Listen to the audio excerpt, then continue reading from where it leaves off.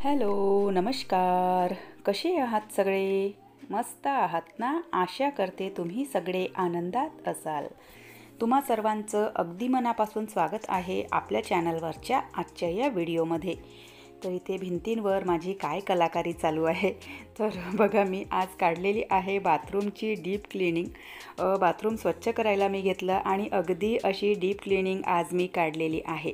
तर बघा, सणावारांच्या आधी ना म्हणजे सगळी जी साफसफाई आहे तर ती म्हणजे एकाच वेळेवर सगळं असं शक्य होत नाही. तर म्हणून मग दिवाळीच्या आधी ना जितकं झालं तितकं माझ्याच्याने मी जी साफसफाई आहे तर ती केलेली. पण हा जो बाथरूम आहे तर याची ना डीप क्लिनिंग राहिलेली होती. म्हणजे बाथरूम तर तसा रोजच्या रोजच स्वच्छ होतो आणि अगदी डीप क्लीन होतो. पण बघा, ह्या ज्या भिंती वगैरे आहेत तर त्यांच्यासोबत जर आपण बाथरूम स्वच्छ करतो म्हटलं तर त्यामध्ये बघा आपला ना कित्येक वेळ निघून जातो आणि मग आपल्या मागे दुसऱ्यासुद्धा गोष्टी असतात. म्हणजे प्रत्येक कामाची एक ठराविक वेळ असते आणि प्रत्येकच कामं वेळेमध्ये आवरायलाच हवेत. कारण मग आपली पूजापाती वगैरे असते आणि पूजापातींना बघा खूप जर उशीर झाला तर खरं ना पूजापात करायचा ना अजिबात मन होत नाही. तर त्यामुळे मग कोणतीही डीप क्लिनिंग जर काढायची असेल तर थोडंसं कामांचा विचार करूनच काढावी लागते. तर त्यामुळे आज ना थोडासा म्हणजे फ्री वेळ होता माझ्याकडे, तर बाथरूमची ना डीप क्लिनिंग मी काढलेली आहे. तर बघा, बाथरूम म्हणजे आंघोळीच्या आधी ना रोजच्या रोज बाथरूम आपण स्वच्छ करतोच आणि करायलाच हवं. प्रत्येकाने ना एक सवयच ती लावून घ्यावी की आंघोळीच्या आधी बाथरूमला ना वरचे वरनं थोडंसं स्वच्छ करून घ्यायचं. म्हणजे इतकी डीप क्लिनिंग पॉसिबल होत नाही रोजच्या रोज, पण बघा थोडंसं जे काही तुम्ही वापरता बाथरूम स्वच्छ करण्यासाठी, डिटर्जंट पावडर असेल किंवा हार्पिक असेल, जे काही सोल्युशन तुम्ही वापरता तर ते थोडंसं टाकून घ्यायचं आणि जी झाडणी असते तर त्या झाडणीने थोडंसं घासून घ्यायचं. म्हणजे तितक्या याच्यामध्ये सुद्धा बघा बाथरूमचा जो फ्लोअर आहे ना तर तो छान असा स्वच्छ होतो. आणि त्यातल्या त्यात बाथरूम जर इनबिल्ड असेल तर मी तर म्हणेन की रोजच्या रोज बाथरूम स्वच्छ करणे खूप गरजेचं असते. नाहीतर मग बघा तो बाथरूमचा ना खराब वासना पूर्ण घरामध्ये येतो आणि तेच आपले पायसुद्धा पुन्हा आणखी अख्ख्या घरभर होतात. तर म्हणून मग बाथरूम ना होता होईल तेवढा स्वच्छ ठेवण्याचा प्रयत्न करायचा. आणि दुसरी गोष्ट म्हणजे वास्तुशास्त्रानुसार सुद्धा आपलं जे बाथरूम आहे तर ते स्वच्छ करून घ्यायचं. घर तर बघा आपण ना रोजच्या रोज म्हणजे प्रत्येकालाच एक सवय आहे की घरामध्ये झाडत काढणं, डस्टिंग करणं, फरशी पुसणं या गोष्टी आपण नेहमी करतो. पण ना बाथरूमसुद्धा आपल्या घराचाच एक पार्ट आहे आणि तो सुद्धा तितकाच क्लीन ठेवायचा. कारण घरामध्ये बघा म्हणजे आपल्याला जर सकारात्मकता हवी असेल, पॉझिटिव्हिटी हवी असेल तर बाथरूमसुद्धा तितकं स्वच्छ राहणं खूप गरजेचं असते. कारण सगळ्यात जास्त जी नकारात्मकता आहे तर ती बाथरूममध्ये लपलेली असते. तर त्यामुळे बाथरूमसुद्धा तितका स्वच्छ ठेवण्याचा प्रयत्न करायचा. तर बघा, जो फ्लोअर आहे तर तो आपण रोज स्वच्छ करतो, पण ह्या ज्या भिंती आहेत तर त्या भिंतींना आपण रोजच्या रोज स्वच्छ करत नाही. तर जेव्हा कधी मी बाथरूमची डीप क्लिनिंग काढते तर त्यावेळेला बघा या ज्या भिंती आहेत तर त्यासुद्धा सगळ्या स्वच्छ करून घेते. म्हणजे 8-15 दिवसाला तर नाही म्हणणार, पण महिना, 2 महिने, 3 महिन्यातून एखाद वेळा तरी बाथरूमच्या ज्या भिंती आहेत तर त्या मी स्वच्छ करून घेते. कारण बघा जेव्हा आपण आंघोळ करतो तर ते जे पाणी आहे, साबणीचं जे पाणी आहे किंवा गरम पाण्याच्या ज्या वाफा असतात तर त्या बाथरूमच्या भिंतीला ना खराब करतात. तर त्यामुळे बाथरूमच्या भिंतीसुद्धा स्वच्छ करून घ्यायच्या.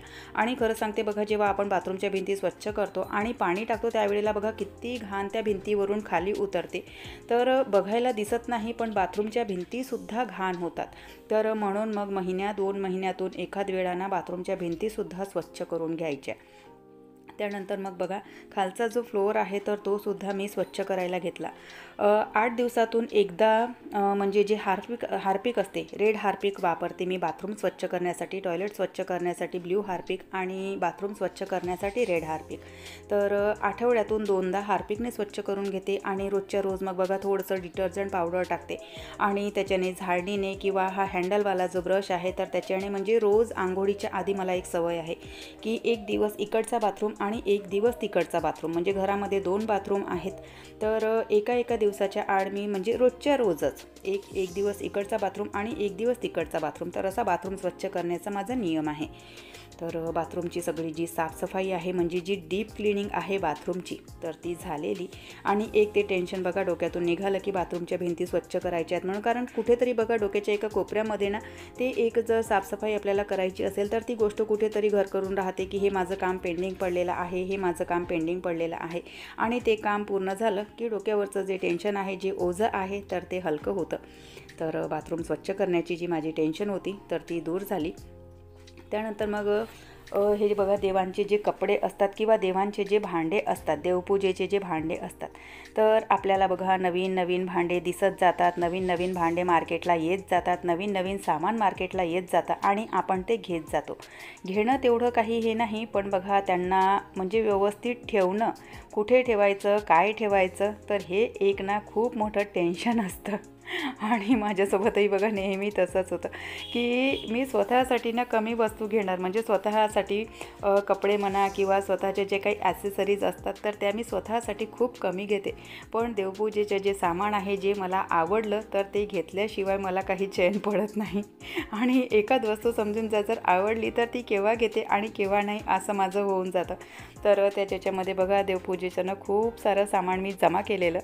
तर तेच सामान आता दिवाळी झाली आणि त्यानंतर मग तुळशी विवाह झाला, तर त्याच्यामध्ये बघा सगळं ते म्हणजे इकडे तिकडे असं ठेवलेलं होतं. आणि देवपूजेचं जे सामान आहे तर ते एका ठिकाणी ठेवलेलं बरं असतं, कारण बघा काही ना काही पूजा चालतच असतात आणि मग आपण इकडे तिकडे शोधाशोध करतो आणि ते सामान काही आपल्याला मिळत नाही.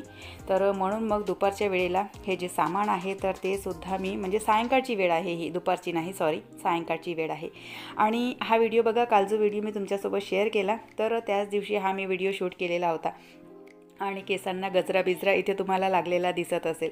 तर बघा तुळशी विवाहाच्या दिवशी ना यांनी माझ्यासाठी गजरा आणला होता केसांना लावण्यासाठी. किट्टूला आणि मला दोघींनाही गजरा आवडतो. तर हे देवपूजेचे फुलं वगैरे आणि देवपूजेचं सामान यांनी आणलं आणि आमच्यासाठी गजरे आणले होते. पण ते गजरे काही लावण्याचं लक्षात राहिलंच नाही त्या दिवशी. तर म्हटलं चला, कोणी इतक्या प्रेमाने आपल्यासाठी काही सामान आणलं आहे तर ते खराब होऊ देता कामा नये. तर म्हणून मग मी केसांना ना हा गजरा लावून घेतला. तर बघा आपला जो मेन विषय होता त्या विषयाकडे येऊयात. तर देवपूजेचं हे जे सामान आहे तर बघा अशा प्रकारचे ना हे छोटे छोटे खोके असतात. काही आपण ऑनलाईन सामान मागवतो किंवा काय मागवतो तर त्या खोक्यांचा मी वापर करते आणि त्यामध्ये ते सामान ठेवते. तर देवपूजेचं सुद्धा सगळं सामान जे आहे माझं तर ते ठेवून झालेलं आहे. त्यानंतर मग एक अगदी साधीशी पण झणझणीत आणि चटपटीत अशी रेसिपी तुमच्यासोबत शेअर करते. तर ही आहे मसाले भाताची रेसिपी, पण छान अशी झणझणीत रेसिपी.